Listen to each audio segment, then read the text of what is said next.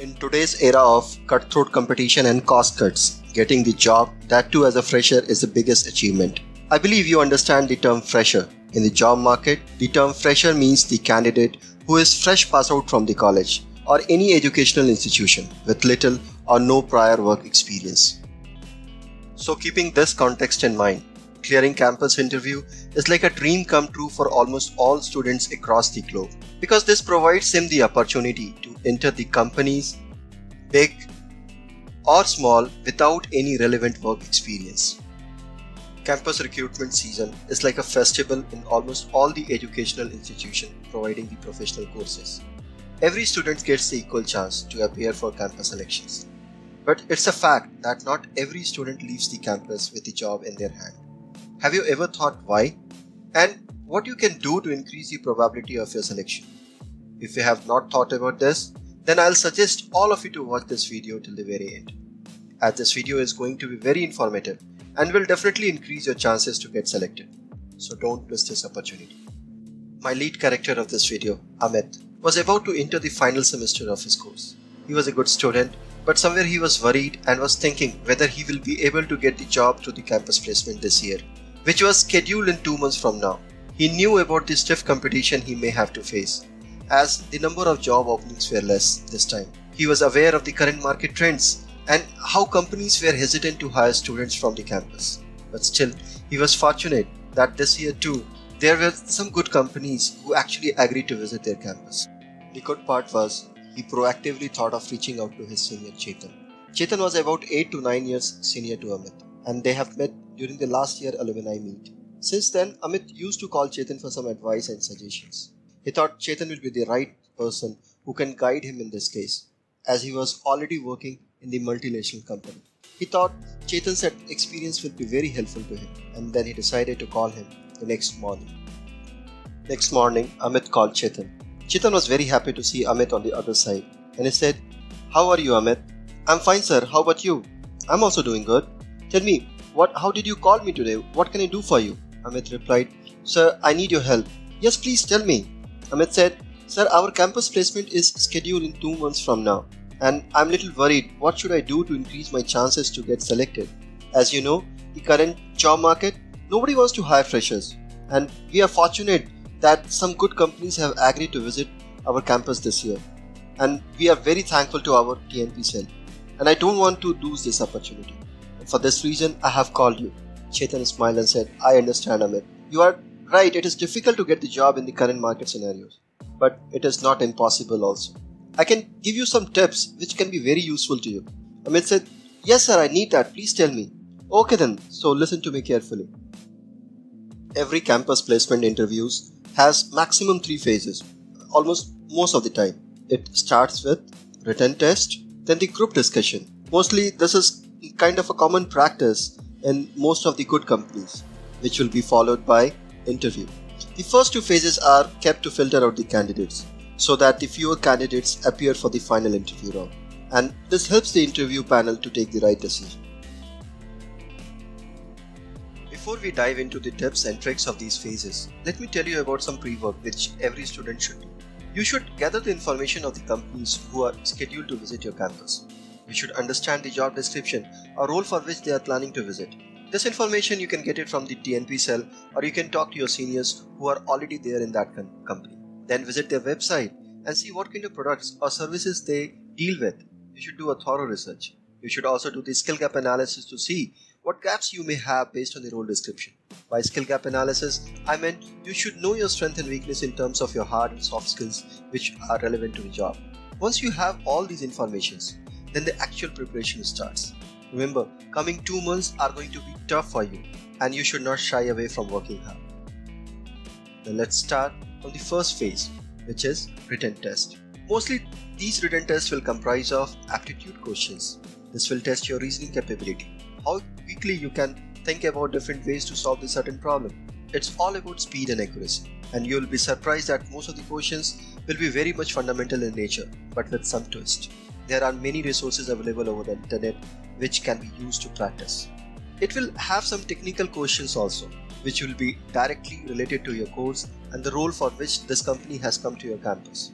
You would know from your skill gap analysis that what are those areas which needs your attention. Then you may have general awareness questions, and it is applicable if it is there in your course and if it is actually related to the job role.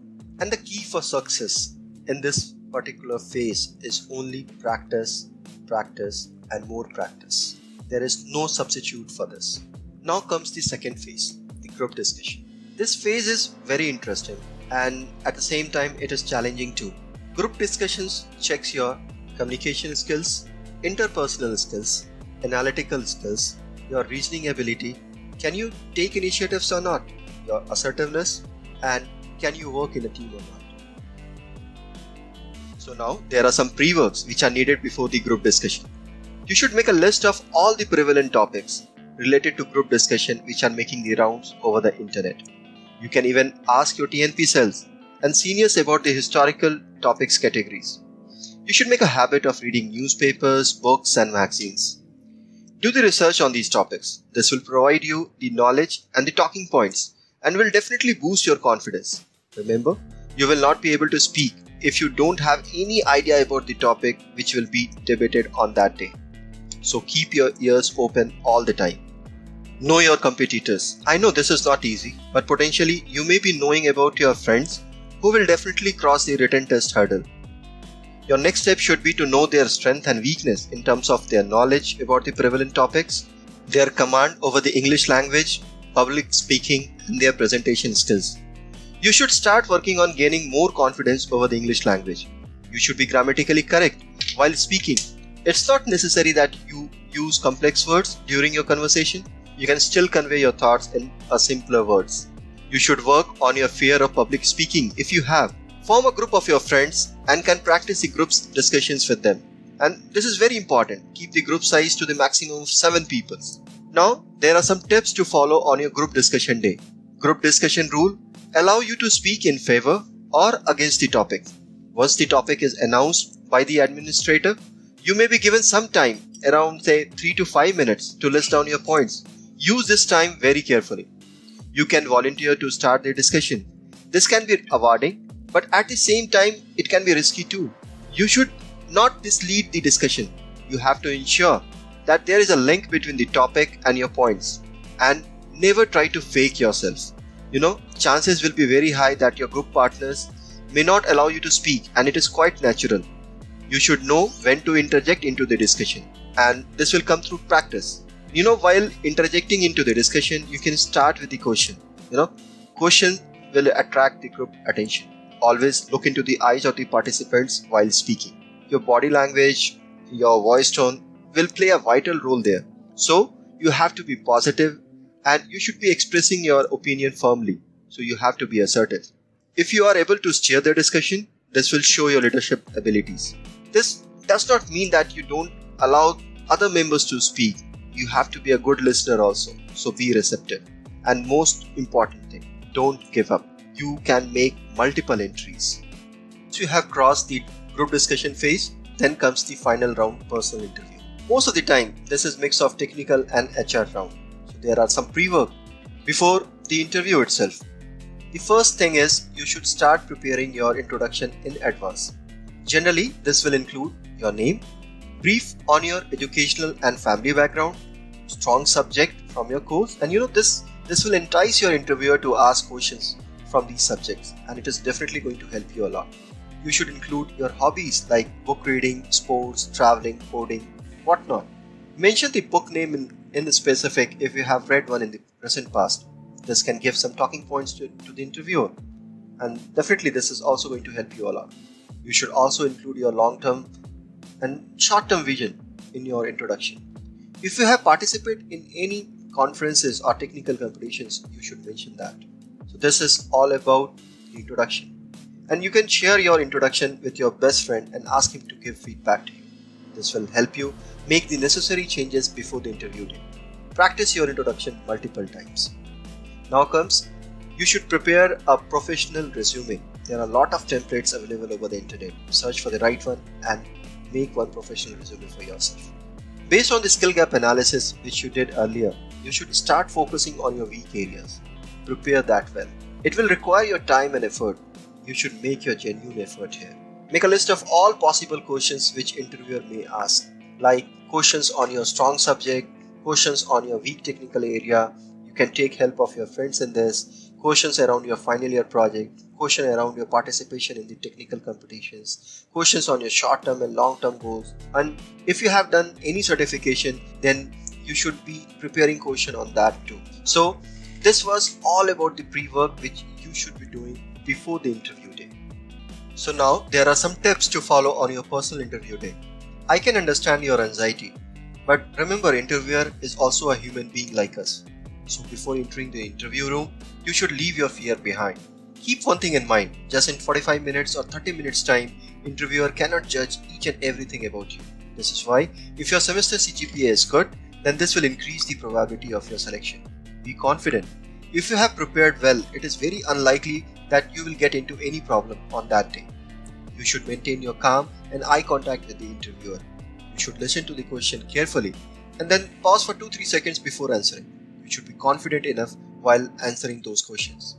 It is okay if you don't know the answer. Just say I'm sorry. Don't ever try to mislead the interviewer without the knowledge of the subject.